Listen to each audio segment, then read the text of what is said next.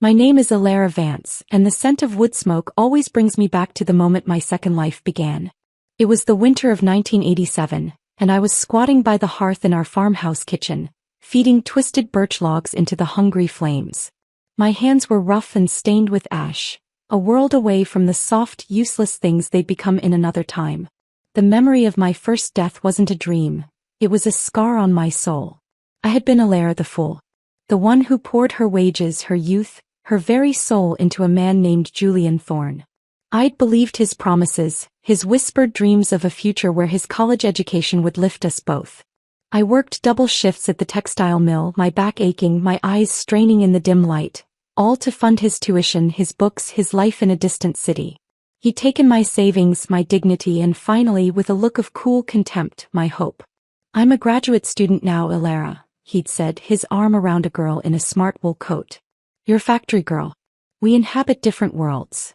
The aftermath was a blur of public shame, my mother's fury, and then her terrible final silence against the unyielding iron of his family's gate. My own end came in a rented car, the wheels screeching against gravel as I aimed us both toward the void of Raven's Crag. I'd meant it to be our shared tomb. But I woke up. I woke up to the crackle of this same fire, to the smell of stewing potatoes, and to the realization that I was 18 again. The matchmaker, old Mrs. Beecham, had just paid a visit. Her proposition hung in the air, sweet and poisonous as syrup. A meeting with young Julian Thorne, who was about to leave for State University. A brilliant match, she'd crooned. A future secured. I had refused before she'd even finished speaking. The force of my no had startled her, startled my mother, and sent the woman clucking away in confusion. I thought that was the end of it. I'd severed the thread before it could weave its trap around me again. So when our two old sheepdogs, Bear and Badger, erupted into frenzied barking that afternoon, I assumed it was the Miller kids taunting them from the lane. I dropped the firewood I was carrying and rushed out, my breath pluming in the icy air. "Hush. Leave off," I called, pushing through the rickety gate. And I froze. There he was. Not the polished, cruel man from my memories, but the raw, youthful version. Julian Thorne, at 19, stood panting at the end of our dirt path, as if he'd run the 3 miles from town. The winter wind had torn through his dark hair, and a faint sheen of sweat glistened on his forehead despite the cold.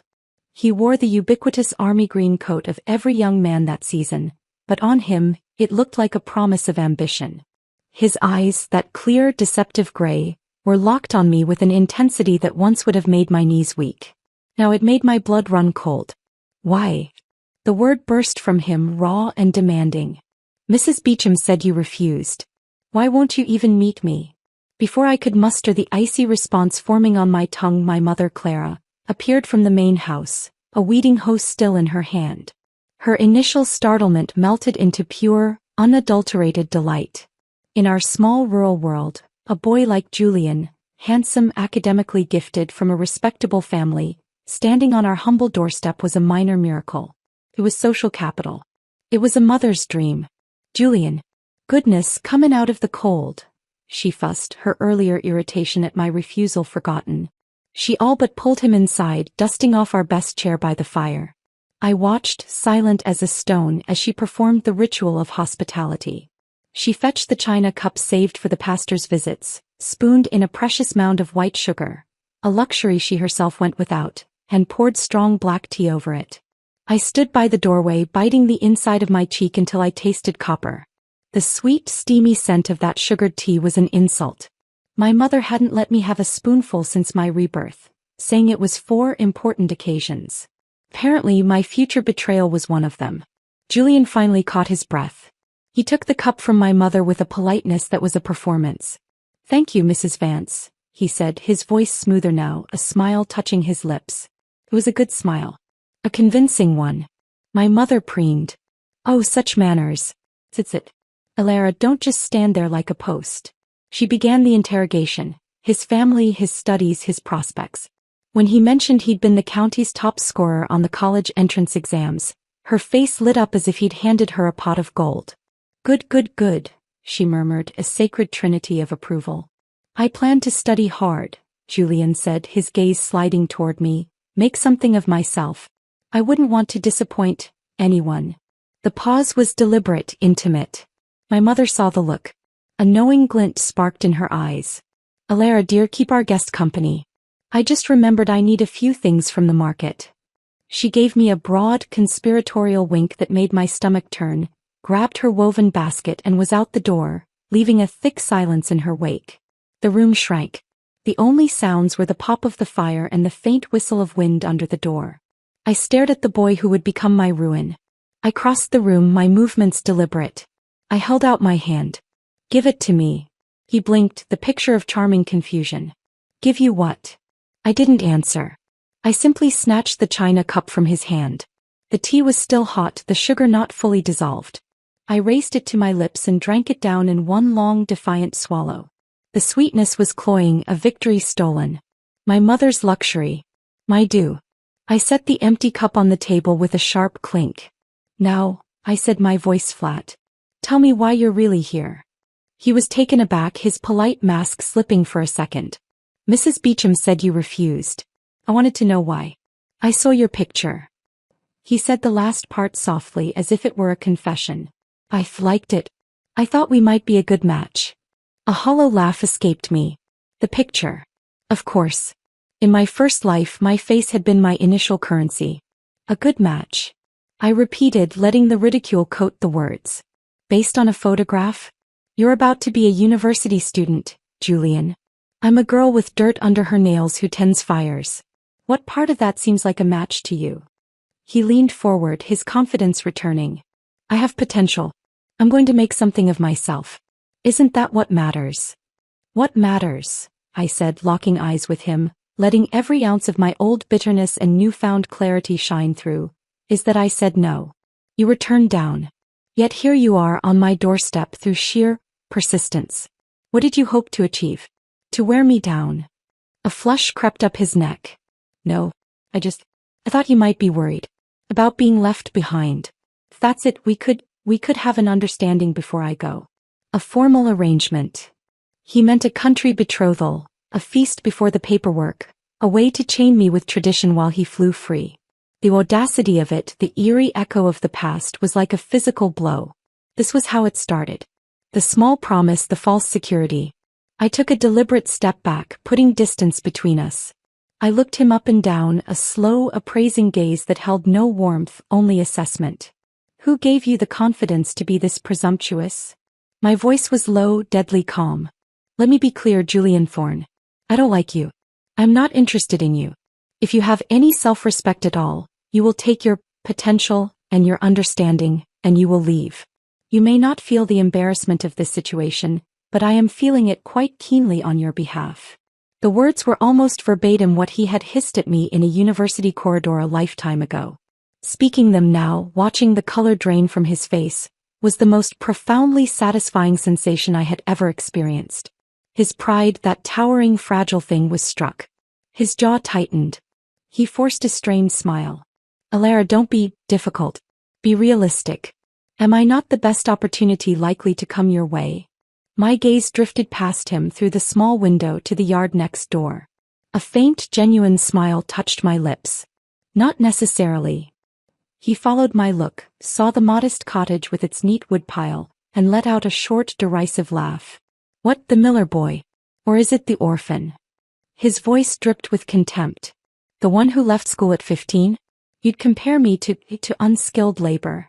The arrogance was breathtaking. It was the core of him, the rot I hadn't seen until it was too late. I turned my full attention back to him, my eyes cold. He might lack your piece of paper, Julian, but you seem to lack a heart. And a brain if you think coming here after a refusal is anything but pathetic. The insult landed. He shot to his feet, his chair scraping loudly on the stone floor. His composure shattered. Fine. Cling to your pride. You'll regret this, Alara. One day you'll look back and regret turning me away. Will I? I asked, tilting my head. I suppose we'll see. But I know you'll regret coming here today. He left then, his exit less a walk and more a furious retreat. The slam of the gate shook the porch. I watched him stalk down the lane, his figure growing smaller, swallowed by the gray winter landscape. A strange peace settled over me. The first thread of the old tapestry had been pulled and the pattern was already changing. I turned from the window.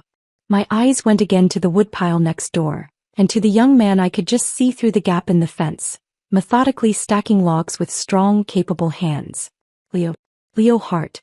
In my first life after the scandal after my mother's death, when the world had become a silent, gray prison, Leo Hart had been the only one who didn't look away. He'd climbed onto that very fence the day before my doomed wedding to Julian and said, "What about me, Alara? I'm not as educated, but I've got 2 good hands and I don't break my promises." I'd smiled a broken smile and said, "Not in this life, Leo. But if there's another one, I'll find you."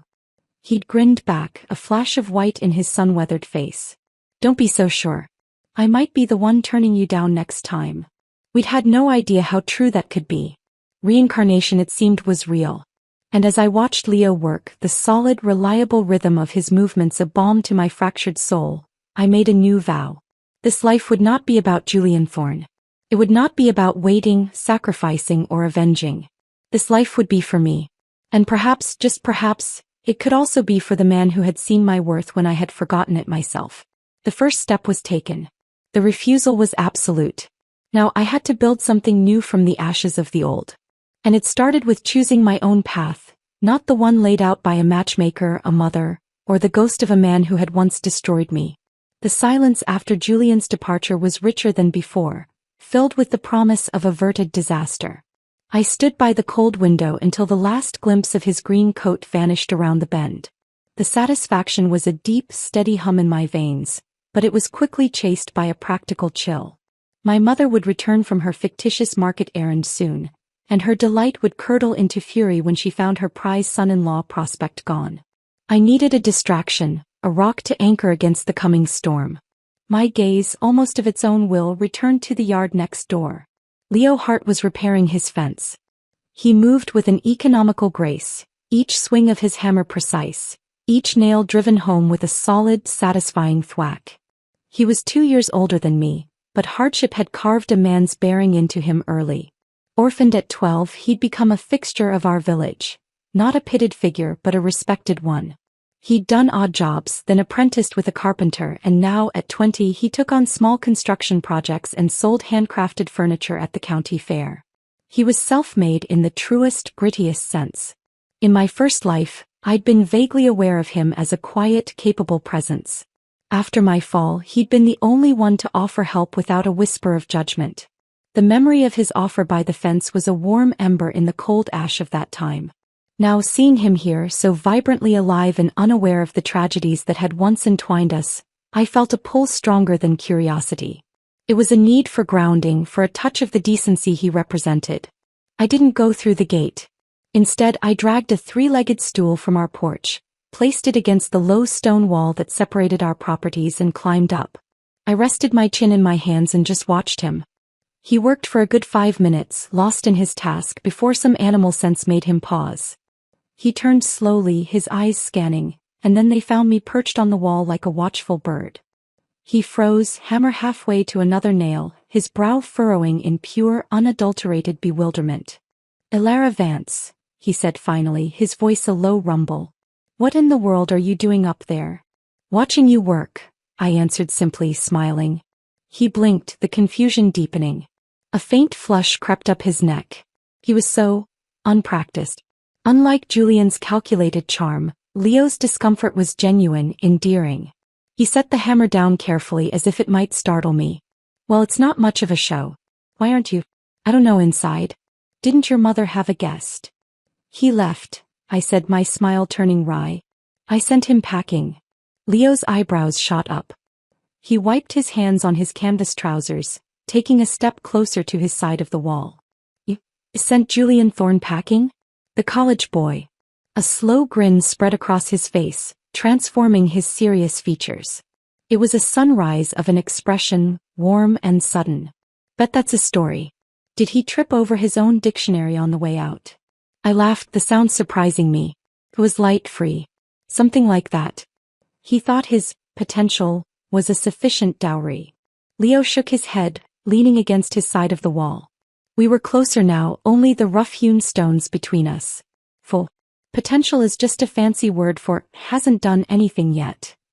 His eyes, A steady, weathered blue like the summer sky after a storm held mine. So what's your plan then? If not the scholar? The question was asked with genuine interest, no presumption. It was a novel sensation. I'm not sure, I said, and it was mostly true. The grand plan was to avoid ruin and build a life. The specifics were foggy. But I know I'm not waiting around for anyone's future to arrive. I glanced pointedly at the substantial pile of uncut logs beside our woodshed. For now, my father's away at the seasonal work site. The firewood won't chop itself. I hadn't meant it as a request. It was more an observation, a statement of my present reality. But Leo followed my gaze, nodded once and said, "Right." Before I could ask what he meant, he was striding toward the pile. He selected 3 of the thickest oak logs, hoisted them onto his shoulder as if they were kindling, and carried them through his gate, around the front and into his own yard. "I'll bring it back split," he called over his shoulder, as if it were the most logical division of labor in the world. I was momentarily speechless. In my past life, Julian's help had always been a transaction, a debt incurred. Leo's was just action. A solution offered without fanfare. Curiosity got the better of me. I jumped off the stool, dragged it to a spot where the wall was lower and climbed up again, peering into his yard. The scene that greeted me stole the breath from my lungs. It was a deep winter afternoon, the air sharp enough to bite.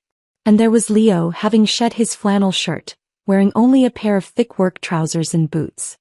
His torso was bare to the cold, muscles corded across his back and shoulders, moving with a powerful fluid rhythm as he swung a heavy splitting maul. Steam rose in faint wisps from his skin. He wasn't just chopping wood, he was conquering it. Each swing was a study in focused force, the crack of the maul biting into the grain echoing like a gunshot in the still air. One particularly massive log, as thick as my waist, resisted for a single blow before surrendering, cleaving into 2 perfect halves. My heart did a strange, uncomfortable stutter in my chest. It wasn't just the physicality of it, though that was arresting enough. It was the sheer, unadorned competence. The visible proof of a man who met the world head-on and demanded it yield. "Leo," I called out, my voice sharper than I intended. The maul's descent halted mid-arc. He spun around, his eyes widening in sheer shock at finding me on the wall again. He fumbled, the maul slipping from his grip to thud on the frozen ground. Flustered, he scrambled for his discarded shirt, yanking it over his head, his movements uncharacteristically clumsy. "For pity's sake, Ilara," he sputtered, his face flushing a deep, glorious red that reached the tips of his ears. "What's with you and walls today? Have you no shame? A girl shouldn't be spying like that." His embarrassment was so acute, so pure, that my own sudden shyness mirrored it. I'd been the one ogling, and here he was, acting as if he'd committed the indiscretion. I looked away, focusing on a knot in the wood of the fence.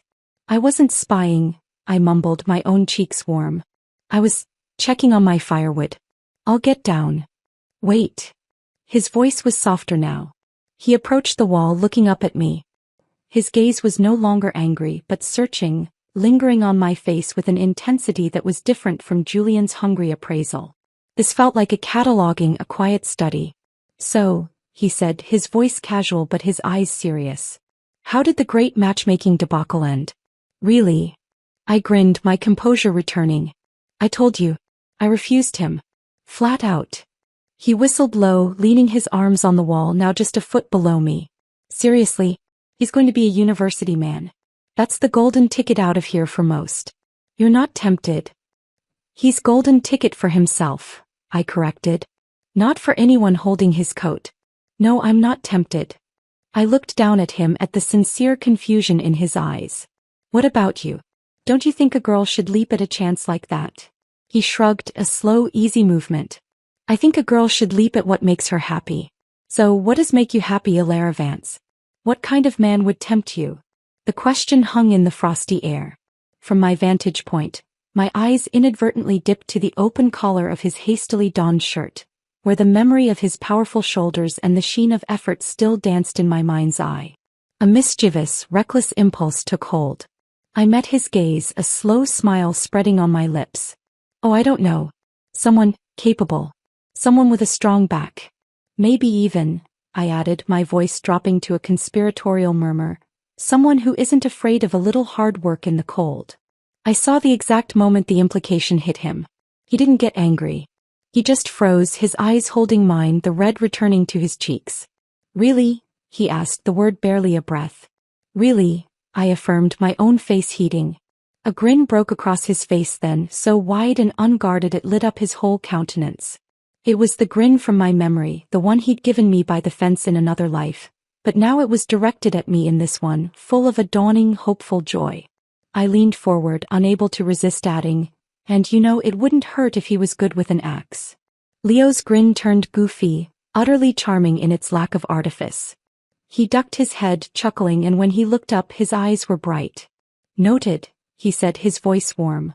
I was basking in that warmth, in the simple, thrilling novelty of a positive connection, when the sound I'd been dreading shattered the moment.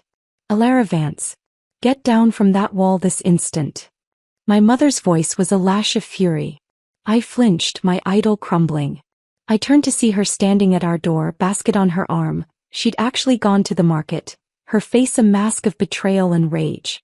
Leo instantly straightened up, his smile vanishing, replaced by a look of wary politeness. My homecoming was not a gentle one. My mother dragged me inside by my elbow, her grip like iron. The moment the door shut, she rounded on me. "He told me. Julian told me you were vile to him.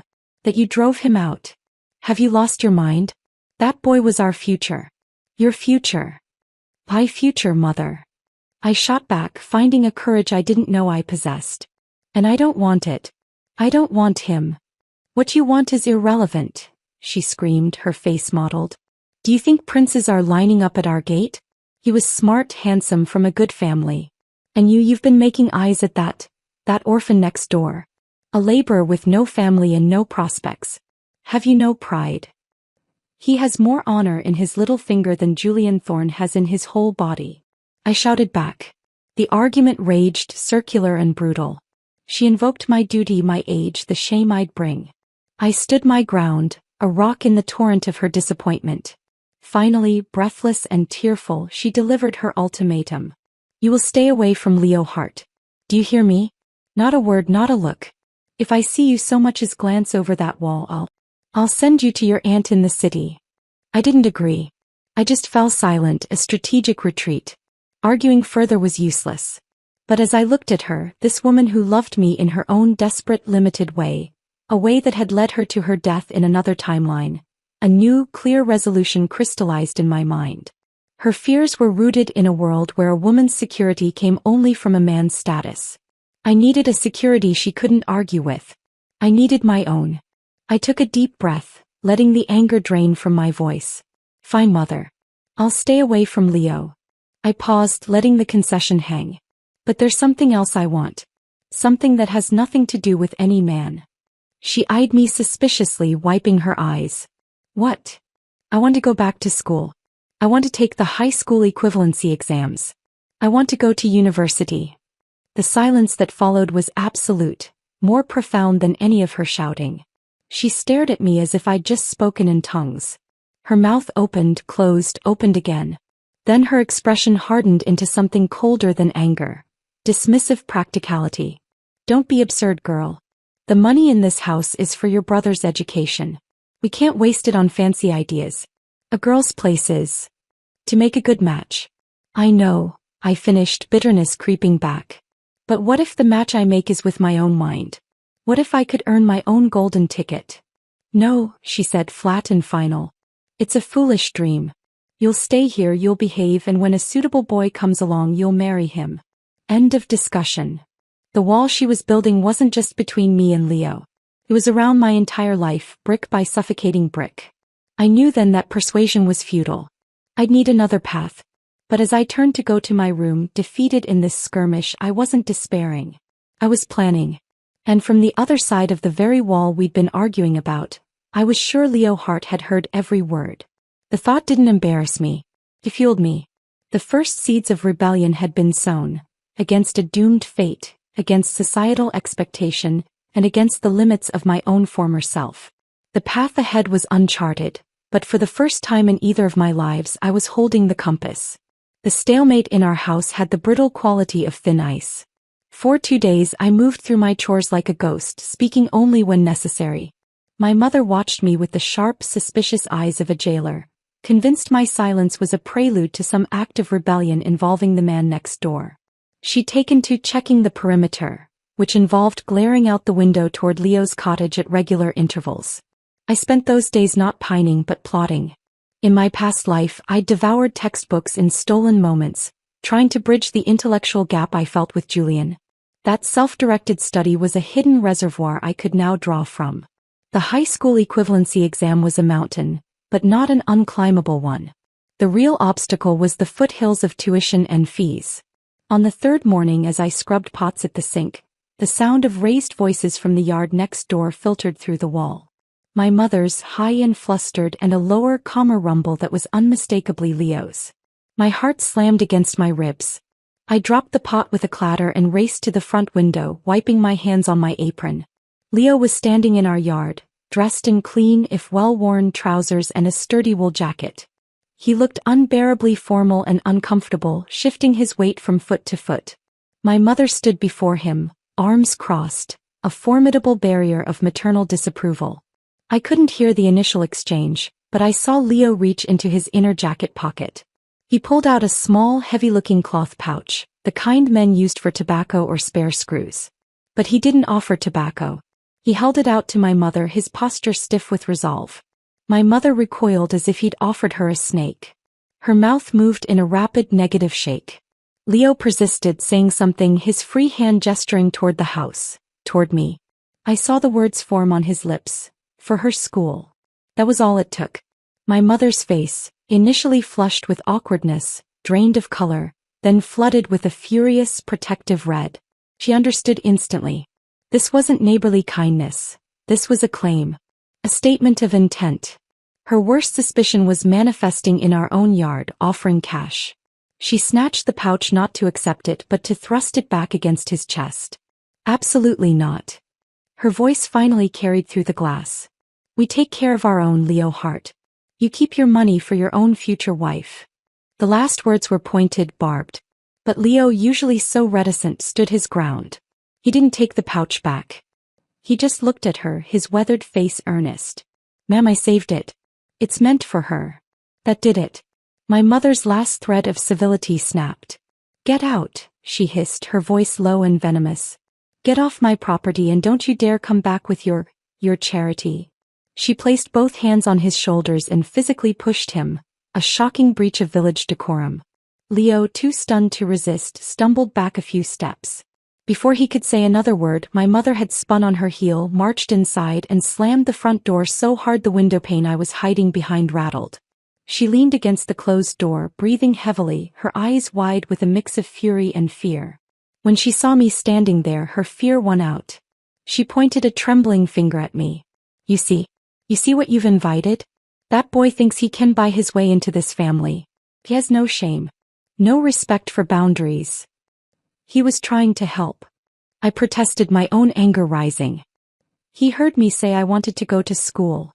Help, she shrieked, advancing on me. That's not help, Alara. That's a down payment. Do you want the whole village to say you're beholden to a penniless orphan? That you had to be bought because no decent man would have you? Her eyes welled with tears of sheer frustration. I am trying to protect you. Why can't you see that? The argument that followed was the most vicious yet. It ended with her locking me in my room, a childish measure she hadn't resorted to since I was 12, and summoning my father Thomas, home from his work at the grain cooperative early. I heard their murmured conference through the floorboards, a tense, low rumble that went on for hours. My father was a quiet man, less governed by social anxiety than my mother, but fiercely protective of our family's fragile standing. Finally, the lock clicked open. My father stood there, his face etched with weary resolve. Come downstairs, Alara. In the kitchen, my mother sat at the table, her face pale but set. My father remained standing, his hands shoved deep in his pockets. Your mother has told me everything, he began, his voice gravelly. About Julian Thorne. About your aspirations. About Leo Hart. I weighted my throat tight. We've talked it over, he said, exchanging a look with my mother. She gave a small, sharp nod. If you are so set on this school idea, We will find a way. A spark of hope ignited in my chest. But my father wasn't finished. We will sell the south pasture. The words cost him something. That land had been in his family for generations. It should cover your first year if you're frugal. The sacrifice was staggering. The hope turned to a heavy, guilty warmth. Dad, you don't have to. I do, he interrupted, his voice firm. If this is your mind, then I'll not have it said I didn't support my daughter. He took a deep breath. But there is a condition. A non-negotiable one. My mother's eyes locked onto mine, blazing with the intensity of this victory. You will have no contact with Leo Hart, my father stated. None. Not a word, not a letter, not a wave across a field. You will focus entirely on your studies. That boy and his money are a distraction you cannot afford. His path and yours, they do not cross. Do you understand? The ultimatum was a cage, but it was a cage with a door that led somewhere I desperately wanted to go. To refuse was to choose Leo over my own future. A romantic but ultimately foolish choice that mirrored my old mistakes. I couldn't build a life for someone or because of someone. I had to build it for myself even if the foundation felt lonely. I looked at my mother's rigid face, my father's solemn one. I thought of Leo's earnest eyes as he offered his savings. I thought of Julian's sneer. And I thought of the cliff edge. I understand, I said, my voice clear and surprisingly steady. I'll focus on my studies. The relief in the room was palpable. My mother sagged in her chair.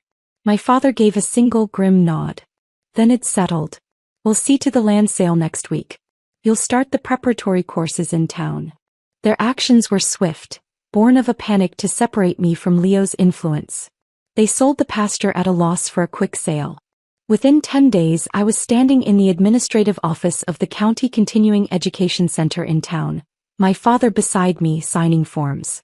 They paid a premium for a coveted spot in the women's dormitory, a fortified, respectable distance from both home and any potential suitors. By the time I processed what was happening, I was sitting at a wooden desk in a sunlit classroom, a stack of textbooks in front of me, surrounded by a murmur of strangers. The smell of chalk dust and old paper was intoxicating. It was freedom even if it was a gilded, monitored one. For the first week I lost myself in the sheer joy of learning. The equations, the historical dates, the chemical formulas, they were puzzles, not chores. My mind, thirsty from years of neglect and emotional turmoil, soaked it up. I was so focused that I barely noticed my classmates. Until the second Monday. I walked into my history class, scanning for a seat in the back. And there, in the front row, turning to see who had entered, was Julian Thorne. Our eyes met. His face, usually a mask of composed arrogance, underwent a rapid, violent transformation. The color leached from it, leaving a sickly gray. His eyes widened, not with delight but with pure, unadulterated shock, as if he'd seen a specter. His pencil slipped from his fingers and clattered on the floor. He stared at me throughout the entire lecture, a fixed, unnerving gaze that my peripheral vision couldn't ignore. The teacher called his name twice before he jerked back to attention, flustered. The whisper started like a brush fire. Did you see how he looked at the new girl? At the mid-class break he was on me before I could gather my books. He grabbed my elbow, his fingers tight, and steered me into the empty, dimly lit hallway by the janitor's closet. What are you doing here? He demanded, his voice a low, strained hiss. The question was identical to the one he'd asked in my first life, but the tone was different. Then it had been discussed. Now it was a mixture of panic and fury. I wrenched my arm free, stepping back into a patch of light from a high window. I'm studying, Julian. Something you should probably try instead of gawking. His jaw worked.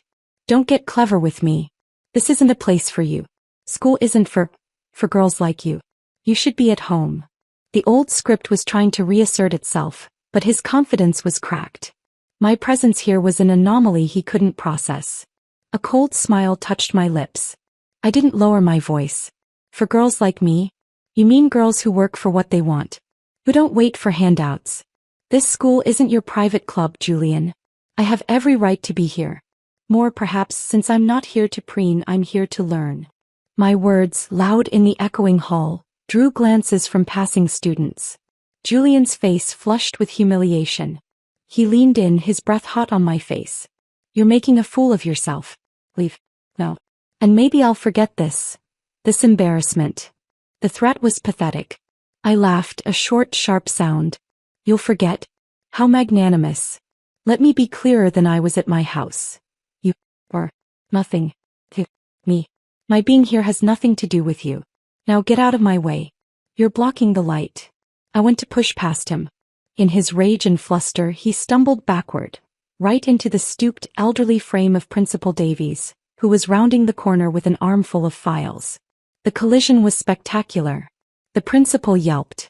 Files exploded into a blizzard of white paper. Julian, flailing, stepped down with a sickening crunch right on the principal's fallen spectacles. The sound of grinding glass seemed to echo forever. The hallway, previously murmuring, fell into a dead, horrified silence. Principal Davies, red-faced and disoriented, was helped to his feet by a passing teacher. He looked from the ruins of his glasses to Julian, who stood frozen like a statue of guilt, to the scattered evidence of his interrupted journey. Half an hour later, the entire student body was assembled in the main yard. Under the pitiless winter sky, Principal Davies, wearing a spare pair of spectacles that magnified his furious eyes, demanded an explanation. Julian stood beside me, head bowed, shoulders hunched, radiating a toxic mix of shame and fury. He said nothing. "Miss Vance," the principal said, his voice cold. "Would you care to explain the altercation in the hallway?" Every eye was on me. I felt the weight of them, the expectation of a girl's tears, of flustered excuses. I took a deep breath of the cold air. I didn't look at Julian. I looked at the principal, my voice clear and carrying across the silent yard. Julian Thorne approached me during the break. I began and calmly, precisely recounted his words. His assertion that school wasn't for girls like me, his demand that I leave, his attempt to physically corner me. I left out nothing, my tone factual, unemotional. When I attempted to return to class, he moved to block me, lost his balance and collided with you, sir. It was an accident born of his attempt to intimidate me, but an accident nonetheless. The silence that followed was deeper, more profound. Then it broke into a wave of hushed, excited whispers. Julian's head snapped up. The look he gave me wasn't just angry, it was shattered. The golden boy, the county's top scorer, had been publicly unmasked as a petty bully. The carefully constructed edifice of his superiority crumbled in that moment, brick by mortified brick. The official punishment was a severe reprimand and probation. The real punishment was social. The whispers followed him everywhere. "Did you hear what he said to that Vance girl? So arrogant. Thinks he owns the school." The isolation he'd once made me feel now closed around him. He became a ghost in the hallways, flinching at laughter, his grades beginning a slow, steady slide. I had won. I had defended my place and humiliated my tormentor. But as I walked back to the dormitory that afternoon, the victory felt hollow and precarious. I had seen the look in Julian's eyes in the yard. It wasn't just humiliation. It was the look of a cornered animal. And cornered animals are the most dangerous kind. My war wasn't over. It had just entered a new, more volatile phase. And through it all, the memory of Leo's rejected pouch and my father's grim condition were a lonely counterpoint. I was building my future, but I was building it alone behind a wall that was now both figurative and, thanks to my mother, likely several bricks taller. The fallout from the hallway incident was a stain that wouldn't wash out. Julian Thorne, once the untouchable prince of county continuing education, became a pariah in slow motion. The whispers were a constant, corrosive hum. He stopped raising his hand in class. He ate lunch alone, a solitary figure at the end of a long table, pushing food around his plate. The confident set of his shoulders crumpled into a perpetual hunch. I tried to ignore him, to bury myself in integrals and sonnets. But his presence was a dark gravity well, warping the space around me. I'd feel his gaze on the back of my neck during lectures, a cold, persistent pressure. When I'd turn, his eyes would dart away, but not before I caught the glint in them. Not anger anymore, but a kind of feverish, obsessive calculation. My desk mate, a sharp-eyed girl named Mina, nudged me one afternoon as we packed up after chemistry. "Ilara," she murmured, leaning close. "Be careful walking back to the dorms. I saw Julian watching you from the library window yesterday. The way he looks, it's not right."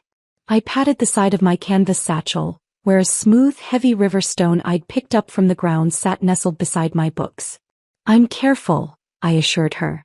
but a prickle of unease traced my spine. The last day of term before winter break dawned gray and heavy with the promise of snow. The air in the school crackled with a different kind of energy, the frantic joy of impending release. Students spilled out of classrooms, laughing, shouting plans, hauling bags of laundry and books home. I took a different route back to the dormitory, avoiding the usual main road crowded with buses. I chose a shortcut through the warren of narrow, cobbled service lanes behind the school buildings, a path usually deserted. The high, ivy-covered walls muffled the distant sounds of celebration, casting the lane in deep, premature twilight. My footsteps echoed too loudly. I tightened my grip on the strap of my satchel, my other hand slipping inside to find the cool, reassuring weight of the stone. I was halfway through the longest lane when I heard it. A second set of footsteps deliberately matching my pace, then slowing when I slowed. I didn't need to turn around. I knew. Ilara. His voice was a rasp close behind me. I kept walking, my heart hammering against my ribs. Ilara, stop. A hand grabbed my shoulder, spinning me around. Julian stood there, his face pale and gaunt in the gloom. His eyes were wide, the pupils dilated, swimming with a terrifying, unfocused intensity. His school bag lay discarded at his feet. He let out a low, breathy sound that was almost a laugh. "It's all your fault," he whispered, the words slithering out. "You did this. You ruined everything." I shook off his hand, taking a step back. "You did that to yourself, Julian. No one made you say those things. No one made you shove the principal. You shouldn't be here," he hissed, his voice rising. "You're a factory girl. A nobody.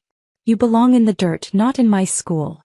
The veneer of the educated man was gone, stripped away to reveal the raw, entitled cruelty beneath. "You need to be put in your place." He lunged. Not for my bag, not to hit me, but to grab me, to pin me against the cold stone wall. I yanked my hand from my satchel, the river stone clenched in my fist. I was ready to bring it down. But the blow never came. A shadow detached itself from an alcove farther down the lane. A booted foot shot out, connecting with the back of Julian's knee with a sickening crack. Julian screamed, a high animal sound, and pitched forward. His face met the cobblestones with a wet, crunching thud. He lay there moaning. Leo Hart stepped into the sliver of light between the walls. His face was not the open, smiling one from over the garden wall. It was carved from granite, his eyes flat and dangerous. He didn't look at me. His entire focus was on the writhing boy at his feet. He moved forward, grabbed a fistful of Julian's hair, and yanked his head back, exposing his throat. "Go on," Leo growled, his voice so low and cold it raced the hair on my arms. "Say another word to her." Julian's eyes rolled, unfocused with pain. He spat a pink froth. Something small and white clattered onto the cobbles. A front tooth. I let out a slow breath, my grip on the stone relaxing. Seemed I wouldn't need it after all. For a moment, there was only the sound of Julian's ragged breathing. Then something shifted in his pain-glazed eyes. He was staring up at Leo, and his expression morphed from agony to a dawning, bone-deep terror. His whole body began to tremble violently. Leo frowned, his own anger momentarily displaced by confusion. "Do I know you?" he asked, his voice still hard. Julian's reaction was instantaneous, irrational panic. No, I don't. I don't know you," he babbled, scrambling backward like a crab, his hands slipping in the grime of the lane. "I won't go near her again, I swear. I swear." His voice climbed into a hysterical shriek. And then, to my utter disbelief, a dark stain spread across the front of his trousers. The sharp, acrid smell of urine cut through the damp air. Leo recoiled in disgust, releasing him. Julian curled into a fetal position, sobbing, clutching his mouth. Without a word, Leo turned to me. The ice in his eyes melted, replaced by a fierce concern. He took my hand, his own calloused and warm, and gently pried the river stone from my frozen fingers, dropping it into my satchel. "Let's go," he said quietly, and led me out of the alley, leaving Julian weeping in the filth. We walked in silence for a block before my adrenaline-shocked brain formulated a question. "How did you know where to find me?" He slung my satchel over his own broad shoulder, the casual intimacy of the gesture making my heart ache. "There are only two places in this town you could be," he said, a hint of his old grin touching his lips. "The school or the dormitory. This lane is between them." Seemed like a place someone might get cornered. The grin faded. I've been keeping an eye out. Your parents might have raised the wall, but they can't stop me from walking public streets. The wall? I asked, my mind still partly back in the alley with Julian's terrified face. He sighed, a sound of pure, weary frustration. Aunt Clara and Uncle Thomas. They added a good 1.5 feet of stone and mortar to the top of the boundary wall. Last week. He glanced at me, a wry look in his eyes. At first I thought they were just doing repairs. I even offered to mix the mortar. I stared at him, a hysterical bubble of laughter threatening to burst in my chest. You didn't. I did. Handed them bricks and everything. Took me 3 days to realize they weren't building a wall. They were building a fortress. And then, he added, his tone turning solemn, they lined the base of it. With traps. Traps. The word was absurd. He nodded grimly. Mouse traps. The big spring-loaded kind. Must be 24 of them all around our side. Baited with cheese. He looked so genuinely, comically aggrieved that the laughter finally escaped. A shaky, relieved sound. The image of my stern, respectable parents engaged in clandestine trap-setting was too much. The bus ride back to our village was quiet. We sat side by side, the shared violence of the alley creating a silent, profound bond between us. As the familiar fields rolled by, he handed me back my satchel. You should walk the rest of the way alone, he said softly as the bus shuddered to a halt at our stop. Better if your dad doesn't see us together. I nodded, the weight of my parents' decree settling back over me. But as I took the bag I felt an unfamiliar bulk. I unclasped it and looked inside. Nestled beside my textbooks was a small, familiar cloth pouch. I pulled it out, the leather warm from being carried so close to his body. Leo, I said, holding it out. Take it back. I can't. His face flushed. He shoved his hands in his pockets. That's not mine. I raised an eyebrow. Really? So if I throw this unknown pouch into the ditch you won't mind? He grimaced, his shoulders slumping in defeat. Why won't you let me help? He asked, his voice raw. If I don't give it to you, who else would I give it to? I saved it. For you. His sincerity was a physical force, an echo of my own foolish devotion in another life. But that was the lesson, wasn't it? Love shouldn't be a transaction of sacrifice. Keep it, I said gently, pressing the pouch into his hand. He tried to pull away but I held firm.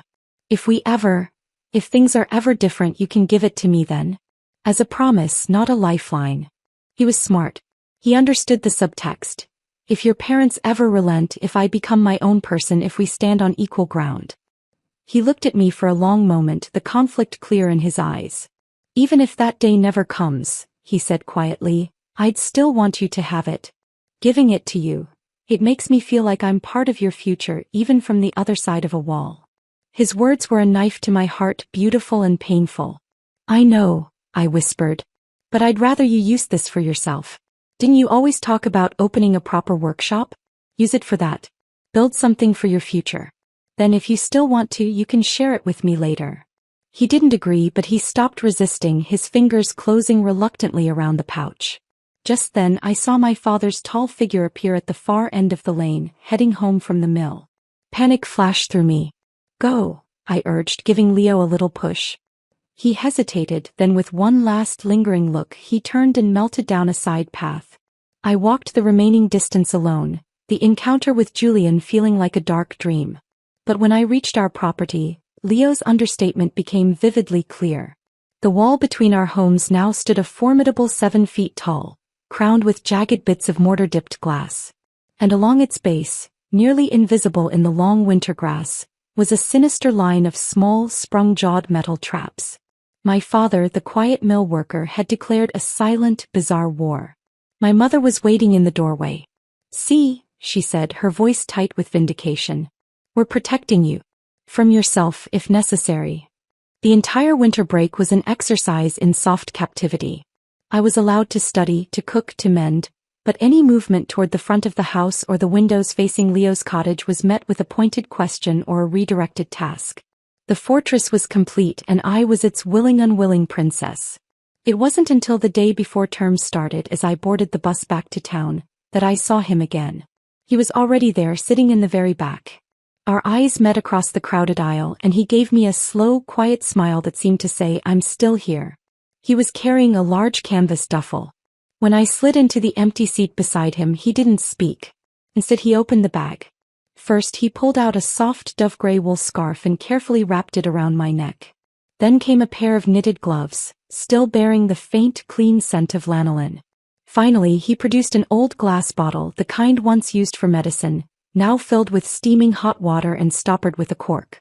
He slipped it into my gloved hands. The warmth seeped into my bones. For the entire hour-long journey, he fussed over me with a wordless, tender intensity. He produced a bag of sunflower seeds and painstakingly cracked each one open, depositing the tiny, salty kernels into my palm. His focus was absolute, his demeanor one of quiet, boundless caretaking. He had a steadiness, a rooted maturity that boys like Julian could only mimic with arrogance. I found myself watching him, the strong line of his jaw, the way his dark hair curled against his collar, the quiet competence in his hands. He was, I realized with a jolt, more handsome than Julian had ever been. His beauty wasn't polished. It was earned, etched by sun and labor into something solid and real. He caught me looking. A slow, deep blush spread from his neck to his hairline. He looked flustered, then reached out and gently covered my eyes with his cool, work-roughened palm. "Stop," he murmured, though he was smiling. I didn't pull away. Instead, I reached up, took his hand from my eyes and held it between both of my own, sandwiching it over the warm glass bottle. He went utterly still, a statue of surprise and hope. Then slowly his smile returned, brighter than the weak winter sun streaming through the bus window. When we reached the stop near the school, he walked me to the gate, then turned to head back to the bus station, his own path leading elsewhere. To suppliers, to job sites, to the practical world he inhabited. I stood watching his retreating back, a confusing mix of affection, guilt, and longing swelling in my chest. I had a future to seize, and he was respecting that even as he silently defied the walls meant to keep him out. I turned toward the school gates, my resolve hardened, and found Julian Thorne blocking my path. He stood there, leaning against the brick pillar. All trace of the broken, sobbing boy from the alley was gone. In its place was a cold, eerie calm. His eyes were clear, sharp, and locked on me with a terrifying certainty. "So," he said, his voice unervingly flat. "It's true. You came with him." He took a step closer. The smell of winter air and cheap soap clung to him. "Tell me, Alara, have you been sneaking around with that laborer all this time? Is that why you were so high and mighty with me?" I met his gaze, letting my disgust show. "What I do is none of your business, Julian. Are you still not done making a fool of yourself?" His chest rose and fell in a slow, controlled rhythm. But this time he didn't rise to the bait. Instead, he studied my face, his head tilted as if deciphering a code. His lips curled into a thin, knowing smile. "You're one of us too, aren't you?" he said, the words dropping into the space between us like stones into a still pond. "You came back." The world seemed to tilt on its axis. The bus noise, the distant shouts of students, everything receded into a dull roar. He knew. The thought had been a fleeting, nightmarish possibility, but hearing it confirmed was a different kind of shock. I forced my face to remain still. "What did you say?" His smile widened, triumphant. "You heard me. I didn't expect it. I didn't die that day, you know. The car went over, but I was thrown clear. 10 meters down, smashed up but alive." He gave a short, bitter bark of laughter. "Guess the devil looks after his own. I lived. I married that graduate student. Made a miserable life of it. She never let me forget I was lesser." He was talking about the life after the one I remembered. The life where I had died and he had lived on. My mind reeled. "And Leo?" I heard myself ask, the old name slipping out before I could stop it. "Leo, you mean?" Julian's eyes glinted with malicious pleasure. "Oh, he found me. Years later. After she'd finished humiliating me. He tracked me down. Threw me off a cliff. The same one, I think. Poetic, don't you think?" He leaned in, his voice dropping to a venomous whisper. "Then he killed himself. So you see, only I came back. Only I remember everything. The next 15 years, Alara. I know what's coming. I can make us rich. Powerful. All you have to do is be with me. Like you were supposed to be." He was offering me a nightmare wrapped in a promise. He had survived our mutual destruction, endured a bitter life, and now, armed with hindsight, he saw me not as a person, but as a compliant tool he'd once misplaced. His love was the nostalgia of a tyrant for his most useful slave. I looked at him, this pitiful, dangerous ghost from two pasts, and I felt a profound, clarifying pity. Do you know why she hated you? That wife of yours? I asked, my voice quiet. He blinked, thrown off script. Because she was a shrew. Because you were never worthy of love, Julian. I cut him off, the truth cold and clean as the winter air. You take and you break and you blame. You were betrayed because you are, at your core, a betrayer. A man like you could come back 100 times and no one would ever love you. Not truly. His calm shattered. His face contorted, the mask of control crumbling into raw, childlike panic. That's a lie. You loved me. You did. You have to. His voice cracked. You love me, Alara. You have to. The shout was a plea and a command, desperate and unhinged. He lunged, hands outstretched to grab me, to shake the truth he wanted into me. But a figure was already moving, a blur of motion from the direction of the bus stop. Leo had come back. His fist connected with Julian's jaw with a sound like a branch snapping. Julian staggered but didn't fall. He shook his head, dazed, and then his wild eyes found me again. He lurched forward, a man possessed. She's mine. No one takes her from me. She's the only one. The only one who ever really loved me. Leo shoved me behind him, a wall of solid muscle. He caught Julian by the throat, holding him at arm's length as he thrashed. Julian, pinned, gasped for air. Then a horrible twisted grin split his bloody lips. He looked past Leo, his eyes finding mine. Did you know? He croaked, his voice gurgling. In our last life, I had my fill of her. Every part of her. And you, he spat the word toward Leo, you were the fool who still wanted the scraps. The woman you love most, she's just something I used and threw away. Nausea, hot and violent, rose in my throat. Instinctively, I tried to pull my hand from Leo's, a wave of shame so profound it threatened to drown me. But Leo's grip only tightened, an unbreakable anchor. He didn't say a word. He just took a step back and with a cold, terrifying efficiency, drove his boot into Julian's stomach. The air left Julian's lungs in a sickening whoosh. He folded in half, flew backward several feet and landed in a heap on the frozen ground. He didn't move. The world rushed back in, sounds cold, the stark reality of the violent scene. Leo stood over him, chest heaving, his face a mask of protective fury. Julian Thorne, the ghost who had haunted 2 of my lives, lay broken and still in the dirt. And Leo Hart, the man from the other side of the wall, had just walked through fire to stand by my side. For a long moment, there was only the sound of our ragged breathing pluming in the cold air. Leo stood like a sentinel over Julian's motionless form, his shoulders tense, his fists still clenched.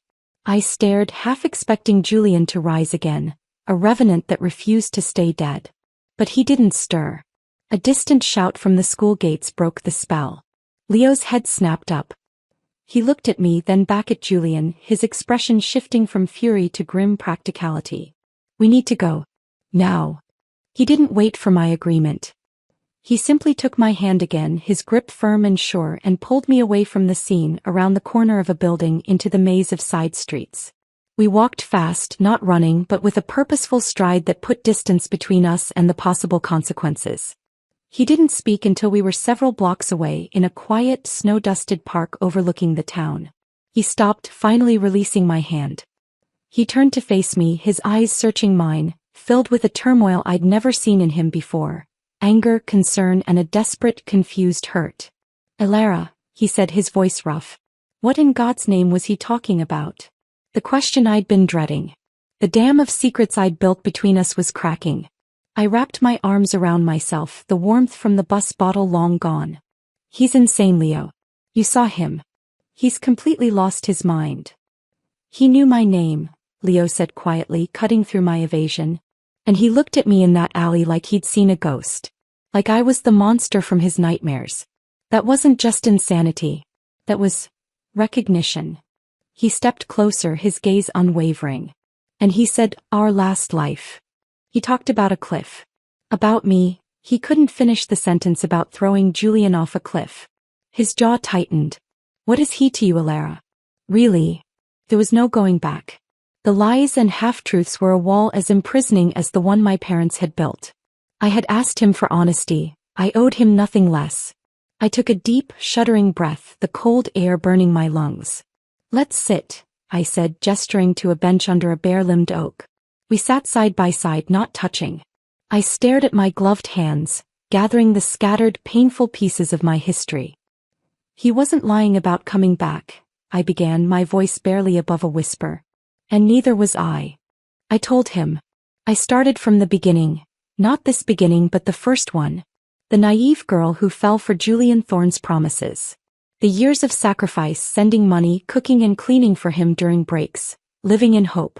I described the day of his graduation, finding him with another woman, the cruel, dismissive words that shattered my world. I recounted my mother's futile rage, her death at his family's gate, the suffocating shame that followed. Leo listened in utter silence, his body rigid beside me. When I reached the part about my forced marriage to Julian, the joyless ceremony, his hand twitched on his knee. "On the wedding day," I continued, my voice growing colder, flatter as I detached myself from the memory, "when the car passed the ravine near my mother's grave, I told the driver to stop. I got behind the wheel. And I drove us both over the edge of Raven's Crag." A sharp, involuntary intake of breath from Leo. I didn't look at him. "I died. I know I did. I felt the impact. And then I woke up. Here. 18 again, with Mrs. Beecham knocking on the door. That's why I refused him. That's why I knew." The silence stretched, filled with the rustle of dead leaves and the distant hum of the town. I finally dared a glance at him. His face was pale, his eyes fixed on some distant point, processing a reality that defied all reason. "And him?" Leo asked finally, his voice hoarse. "He said he lived." I nodded. "He must have. He remembers a life after that, after I died. A life where he married that other woman and was miserable. And where you," I swallowed, "where you found him. And killed him. For me." Leo flinched as if struck. He turned his head slowly to look at me, his eyes dark with a horror that wasn't fear but empathy. "I did that," he breathed. "According to him. He said you threw him off a cliff. The same one. And then you killed yourself." The last words were almost inaudible. Leo absorbed this, his brow furrowed. He didn't deny it. He simply asked, "Why? Why would I do that?" "I don't know," I whispered. "I wasn't there. But in that life, after my mother died, after everyone turned away, you were the only one who didn't. The day before that awful wedding, you climbed onto the wall between our houses. You said, 'Why not me, Alara? I'm not as educated, but I've got two good hands and I don't break my promises.'" I repeated his words from a lifetime ago, my throat tight. "I told you, not in this life. But if there's another one, I'll find you. You just grinned and said you might be the one to turn me down next time." A strange choke sound escaped Leo. It was almost a laugh, but it was filled with unbearable sadness. He looked down at his own hands, those strong, capable, promise-keeping hands. "So I kept my promise," he murmured, more to himself than to me. "Even when you were gone." The raw grief in his voice, for a version of me he'd never even known, for a heroic, tragic version of himself, shattered my last defenses. A tear spilled over and traced a cold path down my cheek. "He came back with all those memories," Leo said, his focus returning, sharpening. "And he thought, what? That you'd just fall in line again? That his future knowledge was a prize you'd want.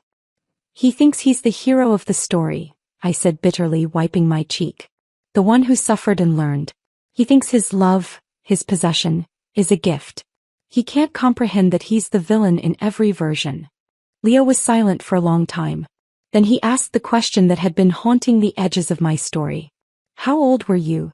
His voice was dangerously calm. "When you died the first time." The air left my lungs. 28. His reaction was instantaneous and visceral. His whole body coiled, a spring of suppressed violence. He stood up abruptly, pacing a few steps away from the bench, his back to me. His shoulders were rigid. When he spoke again, his voice was a low, trembling rasp forced through clenched teeth. 10 years, he said. He had 10 years with you. After the cliff. He turned, and the look on his face was one of pure, agonized fury. What did he do to you? In those years? He wasn't asking for the timeline. He was asking for the texture of the misery. The daily humiliations, the slow erosion of a soul. I couldn't give him the details. The locked doors, the controlled money, the casual insults, the way he'd flaunt his intelligence to belittle me, the isolation from anyone who showed me kindness. It was a slow, suffocating death by 1,000 cuts. He controlled everything, I said simply, my voice hollow. I was a prisoner. A trophy he'd won and then despised. He reminded me every day that I was lucky he'd married me at all. Leo stared at me, his chest rising and falling rapidly. The anger in his eyes was so profound it seemed to burn away the last of his confusion, leaving behind a crystal-clear, terrifying purpose. And me? He demanded, the words raw. Where was I? In that life? Did I just stand by and watch? This, at least, I could give him as a comfort. A small, dark consolation. I managed a faint, sad smile. You asked how he came back to life. After the car crash. Understanding dawned on his face, followed by a staggering wave of relief that momentarily eclipsed his rage. His tense posture slackened a fraction. So, it was me. It wasn't a question. I nodded. You were the end of his story. The reckoning. He walked back to the bench and sank down beside me, the fight gone out of him for a moment, replaced by a weary, profound sorrow. He looked toward the town, toward the school where Julian likely still lay. He saw me today, Leo said softly, and he didn't see a rival. He saw his executioner. That's why he was so afraid. We sat in silence for a long time, the shared weight of two terrible pasts settling between us. The winter sun dipped lower, casting long, skeletal shadows. We should report what happened, I said finally, the practical world intruding. He attacked me. You defended me. Leo shook his head slowly. He won't say anything. Not after what he screamed. And if we report it, it all comes out. The shouting, the bizarre claims. Your parents, the wall, the traps. They'll say it was a lover's quarrel gone wrong. It'll be your word against his, and he's the university student. He looked at me, his expression grave. The cleanest break is to let this be his end. Let the school, the town deal with him as he is now. A boy who finally snapped. He was right. Engaging further would only pull me back into Julian's toxic orbit. What will happen to him? I asked. I don't know, Leo said. But he won't bother you again. Not after today. There was a finality in his tone that brooked no argument. A week later, the rumors reached the dormitory, passed in hushed tones between classes.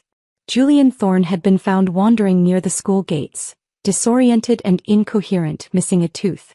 He'd been taken to the county hospital. His mother, the proud, sharp-faced woman I remembered, had arrived in a state of hysterical disgrace. The official word was a nervous breakdown, exacerbated by academic pressure. The unofficial word was that he'd gone mad. He was withdrawn from the continuing education center. The golden boy was now a cautionary tale. Leo took me to see him once, a month later. He said I needed to see the end of the ghost, to lay it to rest. The county psychiatric ward was a long, low, white building that smelled of antiseptic and boiled cabbage. We got special permission as distant, concerned acquaintances. Julian was in a common room, dressed in a faded, institutional blue smock. He was on his hands and knees on the linoleum floor, intently following the progress of a line of ants marching toward a crumb-strewn windowsill. He was murmuring to them, his voice a childish sing-song. His face was blank, smooth of all its former arrogance and malice. He was utterly, profoundly gone. We watched from a bench in the corridor. I felt nothing. No triumph, no pity. Just a vast, empty silence where a great dread had once lived. After a long while, Leo stood up. His face was unreadable. He walked to the doorway of the common room, glanced around to ensure the orderly was distracted, and then with a swift, deliberate motion he kicked over the small dish of sugar water that was attracting the ants. The porcelain clattered. The ants scattered in chaos. Julian let out a cry of pure, devastated loss, scrambling after his ruined world on his knees. We didn't look back. He returned to me, took my hand and led me out of the building into the clean, cold light of afternoon. We didn't speak until we were on the bus back home. He's gone, Leo said simply. The person who hurt you doesn't exist anymore. It was true. The Julian I had feared, the one from 2 lifetimes, was erased. What remained was a hollow shell. The battle was over. The victory, however, felt solitary. My parents, though they'd heard the shocking gossip about Julian's collapse, remained steadfast in their primary mission, keeping Leo Hart away from their daughter. The wall stood. The unspoken rule held. But something had fundamentally shifted between Leo and me. The truths had been aired, the monsters named. We had a shared, impossible history that existed in whispers and echoes. We didn't speak of it again, but it lived in the new depth of his looks, in the protective way he'd subtly position himself between me and any perceived threat, in the quiet understanding that passed between us without words. He began meeting my bus every Friday when I came home for the weekend. He'd be there, leaning against the lamppost, a small paper-wrapped bundle in his hand, a fresh pastry from the town bakery, a new pen he thought I'd like, a spool of ribbon the color of my scarf. He'd walk me to the bend in the lane where our house became visible, hand me the bundle, and then melt away into the trees before my father's watchful eyes could spot him. It was a clandestine, tender dance. We were two people building a friendship, a trust, across a no-man's land fortified by fear and tradition. He asked about my classes. I asked about his work. He was saving more diligently than ever, he said. Had his eye on a small vacant storefront near the town square.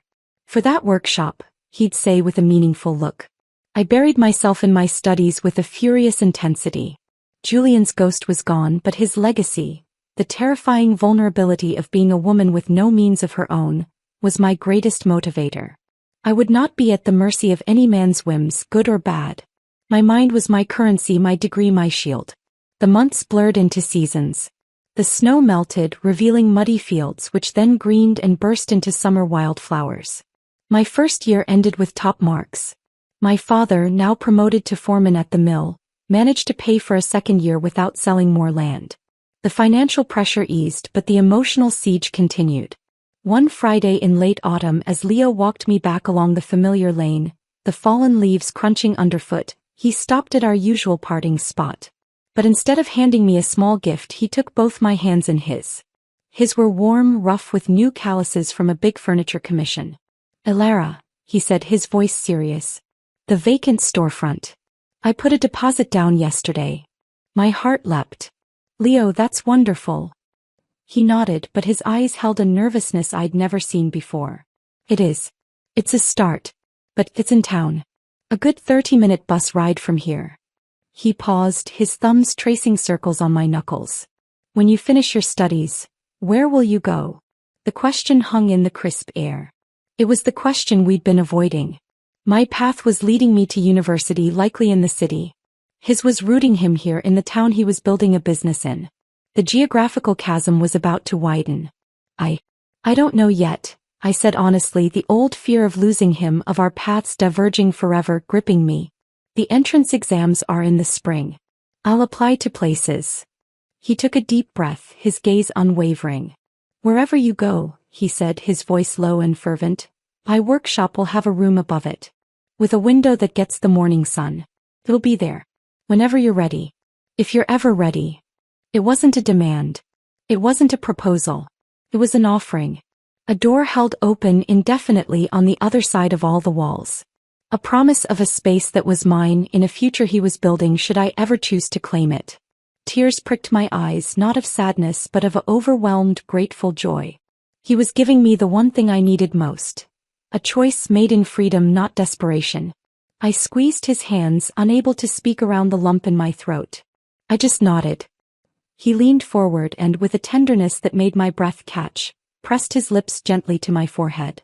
It was our first kiss, chaste, reverent, and filled with a world of waiting hope. "Go on," he whispered, releasing me. "Before your dad sends out a search party." I walked the last 100 yards to my house, the ghost of his kiss burning on my skin, the image of a sunlit room above a workshop shining in my mind like a beacon. The fortress walls still stood. But for the first time I felt I held the key not just to my own future but possibly one day to a gate that led straight to him. The end.